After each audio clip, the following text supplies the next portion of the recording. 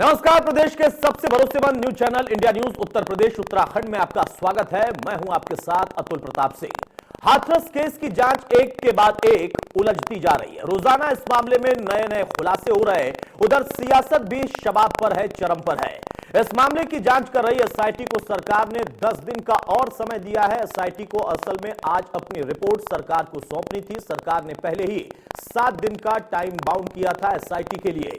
वहीं दूसरी ओर पीड़ित और आरोपी परिवार के बीच बातचीत की कॉल डिटेल्स सामने आने पर मामला और उलझ गया है। कॉल डिटेल्स में सामने आया है कि पीड़ित परिवार और आरोपी के बीच 6 महीने में 104 बार बातचीत हुई है। पीड़ित और आरोपी परिवार के लोग आपस में संपर्क में थे। दोनों परिवारों के बीच फोन पर कई बार लंबी बातचीत हुई है। यूपी सरकार को बदनाम करने की साजिश की जांच ईडी कर रही है। सूत्रों के मुताबिक ईडी की शुरुआती रिपोर्ट में यह दावा हुआ है कि हिंसा के लिए पीएफआई के पास मॉरिशस से 50 करोड़ रुपए आए थे। अब हाथरस के सभी मामले और एफआईआर सीबीआई को दिए जाएंगे। उधर सूत्रों से जानकारी यह भी मिल रही कि एसआईटी जांच में कुछ नए पहलू भी सामने आए हैं। सीडीआर रिपोर्ट की जांच जरूरी हो गई है। एसआईटी ने 7 दिनों में पुलिस के रोल की जांच भी की है। पीड़िता के भाई और आरोपी की बातचीत को लेकर भी जांच हो रही। हाथरस केस से जुड़े हर अपडेट को लेकर इस बुलेटिन में हम चर्चा करेंगे अपने मेहमानों के साथ भी और तमाम अन्य जो बिंदु अभी तक उजागर हुए हैं। एक तरफ न सिर्फ बाहर से फंडिंग का जिक्र हो रहा है, उसका यहां पर क्या ब्यौरा निकल कर आया और किस तरीके से जांच आगे बढ़ी, लेकिन मूल प्रश्न यह है कि इसमें लापरवाही क्या थी और किस तरीके से थी और साजिश रचने का मौका किसको मिला और कैसे साजिश वाकई रची गई। बड़ी खबर यह भी कि हाथरस केस पर सीएम योगी ने विपक्ष पर एक बार खुलकर फिर से निशाना साधा है। गरीबों का विकास विपक्ष को पसंद नहीं है, यह बात कही मुख्यमंत्री योगी आदित्यनाथ ने। उन्होंने कहा कि इसी वजह से ये साजिश कर रहे हैं, लेकिन हमारी सरकार हर साजिश को नाकाम करेंगे। जो साजिश करता है वो कतई सफल नहीं हो पाएंगे। मुख्यमंत्री ने एक बार फिर से विपक्ष को आड़े हाथ लिया।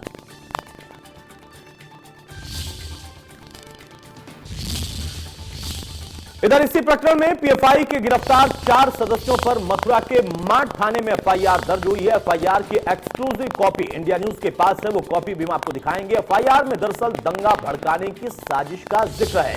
शांति भंग करने के साथ साथ हाथरस जा रहे थे ये चारों, इस वजह से इनकी गिरफ्तारी भी हुई है। हाथरस की घटना की आड़ में दंगा भड़काने की कोशिश का इन पर आरोप लगा है। कुछ लोग कार्ड.co नाम की वेबसाइट का संचालन कर रहे थे। विदेशों से मिले चंदा से दंगा भड़काने की कोशिश में ये चारों संलिप्त थे और अब इनकी गिरफ्तारी के साथ साथ जो इन पर एफआईआर की गई है उसकी कॉपी भी हम आपको दिखा रहे हैं, जिससे पूछताछ लगातार जारी है। शुरुआती जांच में पता चला है कि अलग अलग जगहों से फंडिंग हुई थी। मॉरिशस से अकेले 50 करोड़ की फंडिंग मुहैया कराई गई थी।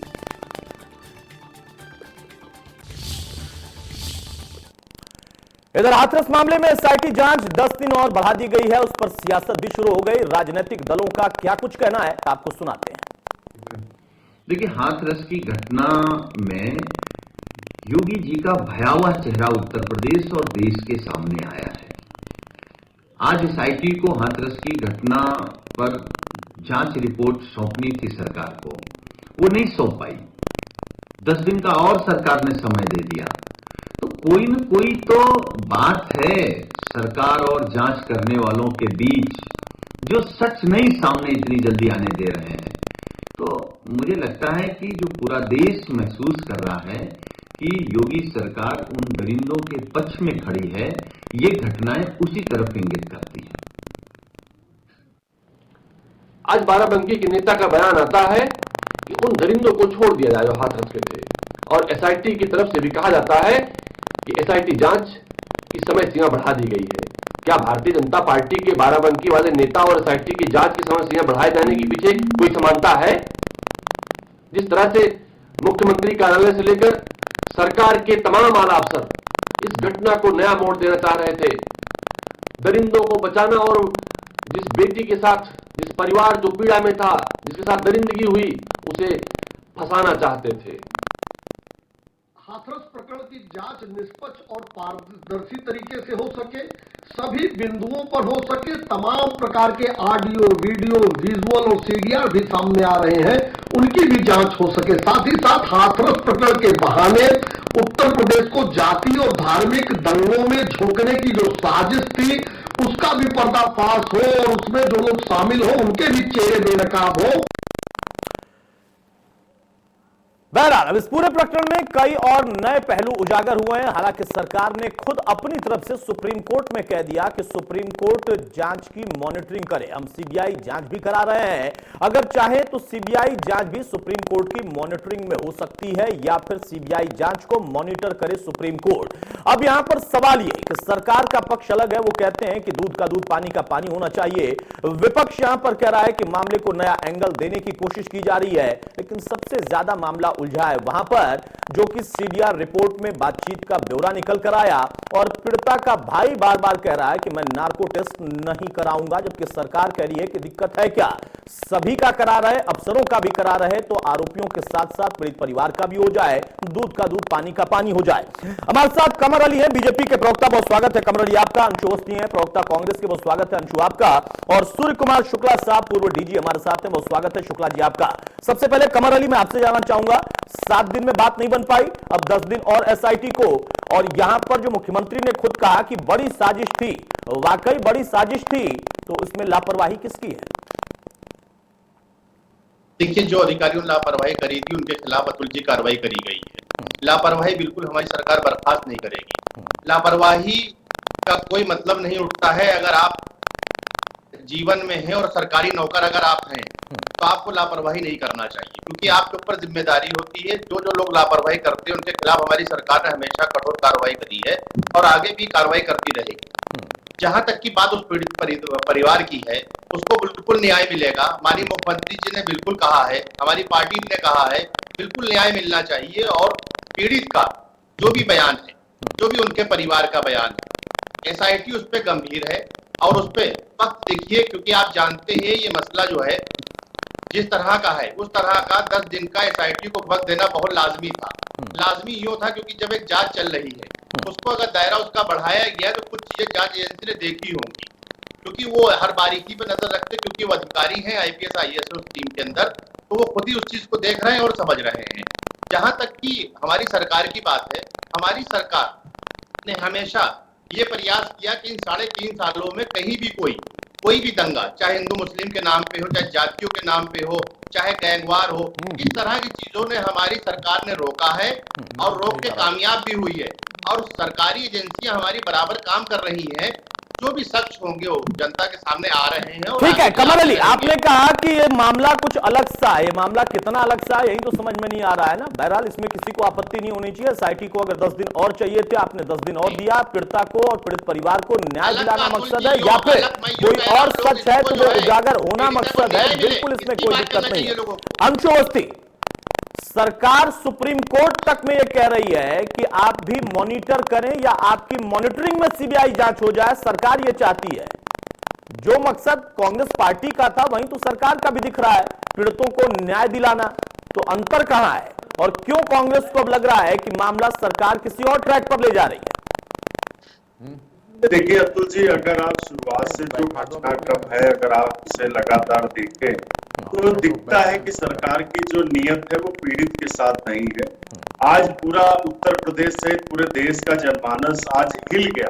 इतना भयानक बलात्कार हुआ और उसके बाद जो सरकार का रवैया था, व्यवहार था, मीडिया कर्मियों को रोका जा रहा था, विपक्ष के नेता श्री राहुल गांधी जी जा रहे थे, उनके साथ किस तरीके से रोका गया, कोशिश की गई, आधी रात को शव जलाया गया, डीएम के द्वारा, जिलाधिकारी के द्वारा पीड़िता के परिवार को धमकाया गया, और ये वीडियो फुटेज आने के बावजूद सरकार के द्वारा कोई उस पर निर्णय न करना, कार्रवाई न करना, तो ये सब चारों तरीके से दुर्भाव कर रही है। आज जब पूरे देश उस पीड़िता के साथ खड़ा है तब सरकार भी मजबूरन शर्म है अपनी छोड़ के और कोर्ट में झूठ बोल रही है। सुप्रीम कोर्ट में उन्होंने ये एफिडेविट दिया कि पीड़िता के परिवार की सहमति से हमने 2:30 बजे रात को शव जलाया, जबकि पीड़ित परिवार हर एक आपके भी चैनल पे कई बार चला है, हर एक चैनल पर आज सोशल मीडिया पर वो कह रहा है कि हमको सहमति में नहीं लिया गया, हमको देखने नहीं दिया गया। तो ये जो सारी चीजें हैं, कांग्रेस पार्टी ये चाहती है कि निष्पक्षता से सुप्रीम कोर्ट की मॉनिटरिंग में इसकी सीबीआई जांच। लेकिन अतुल भाई आप देखिए कि 10 घंटे में सीबीआई जांच का आदेश करती है केंद्र सरकार एक सिने अभिनेता के लिए, जो कि उसमें उसको राजनीति सूझ रही थी। आज यहाँ दलित पीड़िता को न्याय मिलना है, एक बहन बेटी को न्याय मिल रहा है। तो 3 दिन से ज्यादा हो गए उत्तर प्रदेश की सरकार को सिफारिश किए हुए, अभी तक केंद्र सरकार ने कोई निर्णय नहीं लिया। एसआईटी को लेकर जो बार बार बात हो रही, तो अगर एसआईटी जांच पूरी नहीं कर पाई है तो उत्तर प्रदेश के जो एडीजी लॉ एंड ऑर्डर है प्रशांत कुमार, वो कैसे कह रहे हैं कि रेप नहीं हुआ? बीजेपी के नेता कैसे कह रहे हैं रेप नहीं हुआ?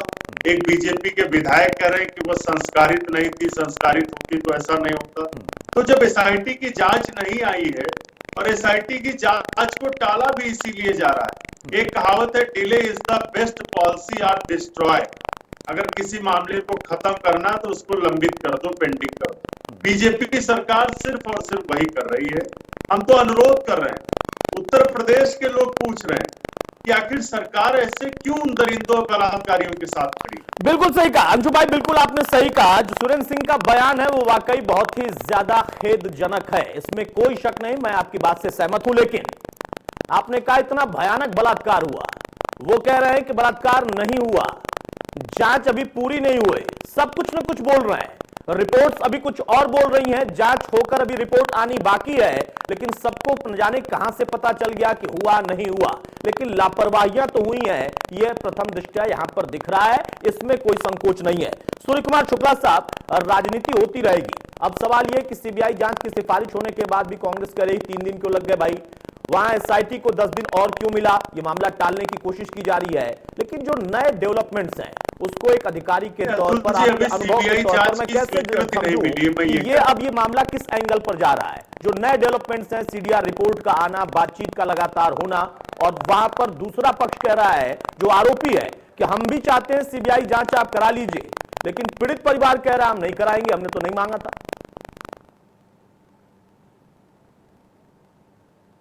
जी अतुल जी, सबसे पहले तो मैं अपने सभी साथियों से अपील करूंगा कि ये शुद्ध अपराध का मामला है और अपराधियों को जल्दी से जल्दी सजा हो, ताकि भविष्य में इस प्रकार के अपराध दोबारा न हो। ये पूरे समाज के मुलजिम हैं जो भी हैं, इसलिए हमें चाहिए कि हम एसआईटी की जांच रिपोर्ट जल्दी से जल्दी आने पर उस पर उचित कार्यवाही शासन के द्वारा किए जाने की अपेक्षा करें। साथ ही अगर सीबीआई की मांग हुई है, सीबीआई की संस्तुति हुई है, तो सीबीआई जांच करे। और अगर पीड़ित पक्ष ये कह रहा है सुप्रीम कोर्ट पर ज्यादा भरोसा है, तो एक अच्छा रास्ता यह है कि सरकार ने भी कह दिया है कि सुप्रीम कोर्ट अपनी देखभाल में जांच करा ले, बिल्कुल, ताकि कोई विवाद न हो। और दूसरा ये कहूंगा कि अपराध को हम न तो जाति के एंगल से देखें कि कौन जाति के मुलजिम थे, कौन जाति के पीड़ित थे, और न इस एंगल से देखें कि किस एरिया में अपराध हुआ, वहां किस पार्टी की सरकार है। कोई भी सरकार कभी नहीं कहती कि इस तरह के अपराध करो, कोई भी सरकार हो, न राजस्थान की न यूपी की कोई सरकारें ये नहीं कहती, न पुलिस कहती है। मैंने तो पुलिस के जो अधिकारी सस्पेंड हुए हैं, कार्रवाई हुई है, उनका भी पक्ष लेने का प्रयास किया कि उनका क्या कहना है, तो मालूम यह हुआ उन्होंने कहा कि न तो हमें कोई नाजायज आमदनी थी, न हमें कोई इसमें फायदा होना था, केवल ये कहा जा सकता है कि हमारे जजमेंट में कुछ गलती हो गई। हम तो ये चाहते थे कि अगले दिन हाथरस में कोई बड़ा दंगा न हो जाए, बवाल न हो जाए, इस कारण हमने रात में उसकी बॉडी को क्रिमेट कराया था और अगले दिन इसीलिए मीडिया को रोका था, ये उनका कहना है। मैं इस पर भी कोई हाँ ना नहीं करता, मैं कहता हूं एसआईटी की जांच हो रही है, उसकी जांच रिपोर्ट आ जाए, जो वाजिब कार्रवाई है, कुछ अधिकारियों कर्मचारियों पे कार्रवाई हुई है और जो वाजिब पाया जाए उन पर और कार्रवाई हो जाए। लेकिन सूर्य कुमार शुक्ला जी, आपने कहा कि ये शुद्ध अपराध का मामला है, ऐसा भी नहीं है। शुक्ला जी, आपने कहा कि ये शुद्ध अपराध का मामला है, लोग इसको ऐसे ही देखें। अब शुद्ध अपराध में अगर शुद्ध राजनीति आ गई है, तो बिना जाति और धर्म देखे, क्षेत्र देखे, सरकार देखे या किस पार्टी की सरकार देखे, बात कहां होगी? राजनीति शुद्ध इसमें आ गई है ना। आपने बवाल का जिक्र किया, आपने कहा कि आपने उन पुलिस वालों का पक्ष रखा था या जानना चाहा था। मेरा उस पर भी एक सवाल है छोटा सा। बवाल को लेकर ही अब साजिश का जिक्र हो रहा है कि हाँ ऐसे इनपुट्स थे, क्या वाकई इस तरीके की चीज थी, तो इसमें भी लापरवाही किसकी है?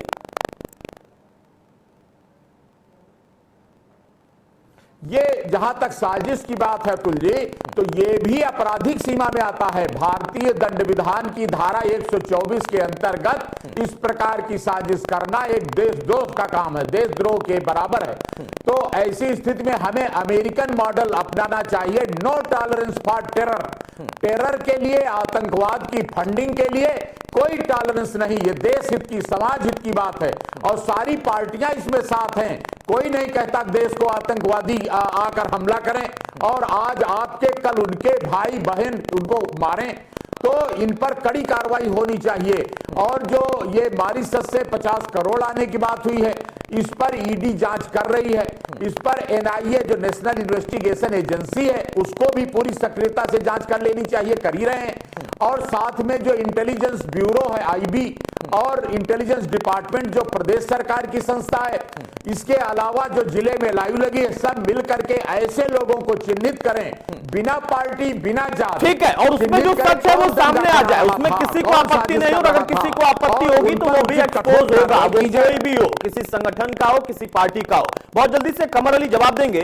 अंशु अवस्थी ने 2 सवाल पूछे हैं। एक, बिल्कुल सीबीआई जांच की मांग, सिफारिश तो आपने कर दी, अभी तक वो मामला सीबीआई टेकन के मोड में नहीं है। और दूसरा कि एसआईटी में भी आपने 10 दिन का समय दे दिया तर्क देकर कि जांच बाकी रह गई थी, उनके मुताबिक कि आप डिले कर रहे हैं डिस्ट्रॉय करने के लिए। देखिए, सीबीआई का एक तरीका ये होता है, जब राज्य सरकारें निवेदन करती है भारत सरकार से, तो होम मिनिस्ट्री जो है उसको आगे बढ़ाती है। होम मिनिस्ट्री उस जांच को राज्य सरकार की बात को मान के होम मिनिस्ट्री उस सीबीआई को करती है, सीबीआई उसका केस दर्ज करती है। जैसे ही सीबीआई केस दर्ज कर लेगी, वैसे ही हमारी एसआईटी का कार्यकाल तो हमें क्यों बढ़ाना पड़ा, क्योंकि हमें जांच चल रही, उन्होंने समय मांगा, हमने उनको समय देना लाजमी है, क्योंकि एसआईटी यूपी की है। जैसे ही वहां से मंत्रालय से आदेश होता है कि सीबीआई अपने क्या इसको एफआईआर में दर्ज कर लेगी, वैसे उसको ऑटोमेटिक ये केस जो है हैंडओवर अपने आप हो जाएगा। उसका टेक्निकल चीज ये मैंने आपको बता दी, चाहे आपके जी से आप पूछ लीजिए। ठीक है, कागजी कार्रवाई में आप जानते हैं कि वक्त लगता है, और हमारी सरकार ने बिल्कुल सुप्रीम कोर्ट में बिल्कुल स्पष्ट कह दिया है कि एसआईटी हम जांच करा है। सुप्रीम कोर्ट के लिए हमने जो सीबीआई के लिए हमने आदेश दे दिया है। अब सुप्रीम कोर्ट जो निर्णय लेना चाहे वो भी ले सकती है। तो हमारा किसी भी तरकीब, किसी भी उद्देश्य ये नहीं है। साजिश कौन कर रहा है?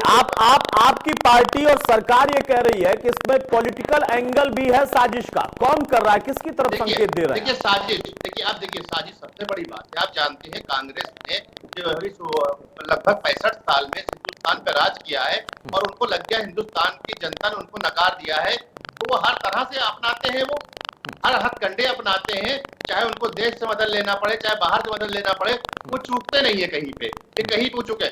हर जगह कहीं ना कहीं चीजों को देखिए उजागर हुआ है, जांच एजेंसियां और उजागर कर रही हैं। अभी जैसे मेरे काबिल दोस्त अवस्थी जी कह रहे थे, मैं उनको बता दूं, जो कह रहे थे कार्यकाल काहे बढ़ा दिया। ये हाशिमपुरा दंगा अपना भूल जाते हैं क्या? जो भी हाशिमपुरा में उस समय जो तो न्याय बना था, उसका भी ये कार्यकाल कई बार बढ़ाया। हिंदुस्तान में चाहे पंजाब में हो चाहे हाशिमपुरा, जहां पूरे हिंदुस्तान में दंगे पे जो भी आयोग इन्होंने बनाए, उसके क्या कार्यकाल नहीं बढ़ाए? 20-20, 25-25 साल इन्होंने कार्यकाल बढ़ाया है। तो क्या सरकार जिसने सबसे ज्यादा राज किया हो, आज 10 दिन की एसआईटी पर सवाल उठा रहे हैं? अंशु अवस्थी जवाब देंगे। कार्यकाल तो बहुत बढ़ाया आपने भी, ये भी तर्क है भाई, और जो आप मांग कर रहे हैं, आपकी पार्टी मांग कर रही है, वही बात तो यहाँ पर कमर अली और उनकी पार्टी, उनकी सरकार भी पहले ही मांग कर चुकी है सुप्रीम कोर्ट में। सुप्रीम कोर्ट को संज्ञान लेना है कि वो खुद मॉनिटर करेंगे या सीबीआई जांच उनकी मॉनिटरिंग में होगी। देखिए अतुल जी, मैंने पहले भी कहा, मैं फिर से कह रहा हूँ, उत्तर प्रदेश के लोग इस बात को समझ सकें, जो सरकार की कार्यशैली रही है वो विवादित रही है, वो विवादास्पद रही है। जिस तरीके से जिलाधिकारी ने व्यवहार किया है और आज भी वहां पर वो बैठा है, वो बदतमीज डीएम, और उसको बराबर प्रश्रय है उत्तर प्रदेश के मुख्यमंत्री का, बीजेपी की सरकार का। ये बात उत्तर प्रदेश के लोगों में घर कर गई है, 23 करोड़ लोगों में, कि उत्तर प्रदेश में जो पीड़ित है, जो परेशान है, जो अपराध से पीड़ित है, उसे न्याय नहीं मिल सकता। सरकार बलात्कारियों के साथ भी खड़ी हो सकती है, सरकार दरिंदों के साथ भी खड़ी हो सकती है। उत्तर प्रदेश की पुलिस के बहुत सीनियर अफसर प्रशांत कुमार जब ये कहते हैं कि बलात्कार नहीं हुआ, और एसआईटी की जांच चल रही है, तो ये लगता है कि सरकार अपराधियों और बलात्कारियों की भी वकील बनने के लिए आतुर है। जबकि सही बात यह है कि हमारा भारतीय संविधान कहता है कि भले एक दोषी छूट जाए लेकिन निर्दोष कोई भी न फंसे। ये सच है, लेकिन आज सच्चाई ये है कि दोषी की वकालत जिस तरीके से हो रही है, तो उससे तो ये लगता है कि जो निर्दोष लोग हैं उनके नार्को टेस्ट की वकालत हो रही है और सरकार अपराधियों के साथ खड़ी है। हम तो यही कह रहे हैं। अंशु भाई समय थोड़ा कम है, इसलिए मैं रोककर आपको एक कमेंट चाहूंगा, फिर सूर्य कुमार शुक्ला जी के पास जाऊंगा। आप कह रहे हैं कि जो सरकार है उससे लोगों का विश्वास उठ गया है। सरकार आरोपियों के साथ भी खड़ी हो सकती है, दरिंदों के साथ, बलात्कारियों के साथ भी खड़ी हो सकती है, मान लिया। लेकिन कांग्रेस पार्टी जो कि पीड़ित परिवार के साथ खड़ी है, वो पीड़ित परिवार कांग्रेस पार्टी के साथ क्यों नहीं खड़ा है? देखिए अतुल जी, ये जो आप पूछ रहे हैं, मुझे लगता है इस समय इस प्रश्न की कोई भी आवश्यकता नहीं है। सर, प्रश्न आवश्यकता के हिसाब से नहीं पूछे जाते हैं, प्रश्न परिस्थितियों के हिसाब से भी पूछे जा सकते हैं। मैं इसलिए पूछ रहा था, आपने पहला कमेंट जब किया, आपने कहा कि आप भी चाहते हैं सीबीआई जांच हो, सरकार ने सिफारिश कर दी, विलंब हो रहा है, मैंने स्वीकार कर लिया, बहुत अच्छी बात आपने कही। जब कांग्रेस पार्टी भी सीबीआई जांच चाहती है, सरकार भी चाहती है, सिफारिश कर चुकी है, तो वो परिवार खुद क्यों नहीं चाहता जिसके लिए लड़ाई लड़ने के लिए आपके नेता भी वहां पर पहुंचे? ये मैं पूछ रहा था, बहुत लॉजिकली पूछ रहा था। आप चाहते हैं, वो परिवार नहीं चाह रहा। देखिए अतुल जी, सबसे बड़ी बात यह है, कांग्रेस राजनीतिक पार्टी है और गांधी परिवार हमेशा देश के प्रत्येक व्यक्ति के लिए सेवा में समर्पित है। कोई भी पीड़ित होगा उसकी आवाज उठाना कांग्रेस पार्टी की, श्री राहुल गांधी जी की, श्रीमती प्रियंका गांधी सहित सारे नेता कार्यकर्ताओं का कर्तव्य है और वो पूरा करते हैं। और आपने देखा भी किस तरीके से एक जेंट्स पुरुष पुलिस के द्वारा श्रीमती प्रियंका गांधी जी को किस तरीके से उनके साथ दुर्व्यवहार हुआ, राहुल गांधी जी के साथ निंदनीय देश के सांसद नोएडा पुलिस ने उसके लिए माफी भी मांगी है, मांगना भी चाहिए, बिल्कुल निंदनीय, मैं उसकी यहाँ पर कड़े शब्दों में निंदा करता हूँ। लेकिन मेरा वही सवाल था, उसका जवाब नहीं मिला। आप कह रहे हैं कि आप पार्टी के तौर पर पीड़ित परिवार के साथ रहेंगे, पीड़ित परिवार को भी तो सोचना होगा ना। इतनी बड़ी पार्टी, इतनी पुरानी पार्टी, ऐसा परिवार जिसने देश के लिए जान न्यौछावर भी किया और अभी भी लड़ाई लड़ रहे हैं, वो उनकी मांग में खुद को क्यों नहीं साथ खड़ा कर रहे हैं? इससे आपको कमजोरी मिलेगी। सूर्य कुमार शुक्ला जी, इस पॉइंट का भी जवाब दीजिए। क्यों आखिर ये कि अब पीड़िता का भाई बार बार इस बात को कह रहा है, उसकी भाभी ये बात कह रही है कि नहीं, हमें नार्को नहीं कराना, पॉलीग्राफी नहीं करानी और ना ही हमें सीबीआई जांच, जबकि पार्टियां कर रही हैं, राजनीतिक वो मांग कर रही हैं, सरकार ने माना भी है, विलंब हो रहा है, उस पर सवाल उठना चाहिए। आखिर ये एंगल क्यों है? और अब जो डिटेल आई है उससे आपका खुद का अनुभव क्या कहता है कि मामला किस ट्रैक पर पहुंचा है? क्या था इसमें? अचानक से तो यह घटना नहीं हुई है, कुछ तो था जो पुराने समय से चल रहा था। अतुल प्रताप जी, आपके ही पूरे विवरण में आपके प्रश्न का जवाब छिपा हुआ है। आपने स्वयं बताया कि 140 बार पीड़ित पक्ष और आरोपित पक्ष में बातचीत हुई है। इसका मतलब कि उनका जो ये बात सुनने में आई है कि वो लड़की और लड़के में कुछ दोस्ती चल रही थी और इसके कारण वो आपस में संपर्क में थे। लेकिन मैं ये कहूंगा कि इस स्टेज पर चूंकि ये मामला जांच में और विवेचना में लंबित है, इसलिए अभी हमारा कोई निष्कर्ष देना उचित नहीं है। और मैं कहूंगा कि दोनों बिना कोई भेदभाव के बिल्कुल निष्पक्षता से जो भी जांच, चाहे वो नार्को टेस्ट है, चाहे वो जो ब्रेन मैपिंग का टेस्ट है, जो भी कराना है, वो पुलिस को, सीबीआई को, जिसको भी जांच मिलती है अंततः वो जांच करावे और पूरे सारे डॉक्यूमेंट निकाले, टेलीफोनिक रिकॉर्ड भी निकाले और उसके बाद दूध का दूध, पानी का पानी विवेचना में हो जाए। जो दोष बनता हो उसको वो सजा मिले। और ये कहूंगा कि फास्ट ट्रैक कोर्ट बनाकर जल्दी से निर्णय हो ताकि लोगों का विश्वास न्याय व्यवस्था में आगे बढ़े। त्वरित न्याय और निश्चित अपराधी को निश्चित दंड अगर मिलने लगे, बिल्कुल सही कहा सर आपने कि त्वरित न्याय और निश्चित दंड, यही हमारी मूल भावना है, हमारे अधिनियमों की, हमारे संविधान की, और यही न्यायोचित एक परिणाम उम्मीद भी करता है कोई भी पीड़ित पक्ष। बहुत जल्दी से कमर जो बात यहां पर है वो अब आप पर ही है कि कितनी जल्दी इसका आप परिणाम निकालेंगे और निशुद्ध यहां पर परिणाम निकलेगा, जो भी गलत हुआ, जिसके साथ हुआ, उसको न्याय मिले। बिल्कुल न्याय, हमारी सरकार बिल्कुल न्याय के साथ है। तो न्याय पे हमारी सरकार बराबर न्याय पे काम कर रही है। इस तरह के केस में आपने देखा है 15-15 दिन में हमने जितनी जल्दी चार्जशीट दाखिल करी है, न्याय उनको उतनी जल्दी, जो अदालत थी उतनी जल्दी न्याय दिया है। आपने देखा कम से 1500 लोगों को हमारी सरकार ने आज की तारीख में 2-2 महीने के अंदर 15-15 दिन में चार्जशीटें होने के बाद उनको सजा भी मिली है। हमारी सरकार, पहली बात तो चाहते हैं अपराध होना, पहली बात तो हमारी सरकार चाहती है अपराध होना, अगर ऐसे हो गया है तो उसके बारे में पीड़ित को न्याय मिले और हमारी सरकार बराबर लगातार काम करे। ठीक है, न्याय के लिए सरकार भी प्रतिबद्ध है, विपक्ष भी प्रतिबद्ध है और पीड़ित परिवार भी अपनी बात रख रहा है और आरोपी पक्ष भी अपनी बात कर रहा है। देखना होगा कि मामला सुप्रीम कोर्ट की मॉनिटरिंग से ही न्यायिक प्रक्रिया में आगे गुजरता है या फिर सीबीआई जांच जो चलेगी और एसआईटी की जांच जो 10 दिन और बढ़ चुकी है उससे कुछ परिणाम निकल कर आता है, जिस पर कोर्ट भी निगरानी रखेगा। सच्चाई है क्या, वो असल जरूरी है कि सामने आनी चाहिए, वो चाहे जो भी हो। बहुत शुक्रिया कमर अली आपका, अंशु अवस्थी आपका और सूर्य कुमार शुक्ला साहब आपका।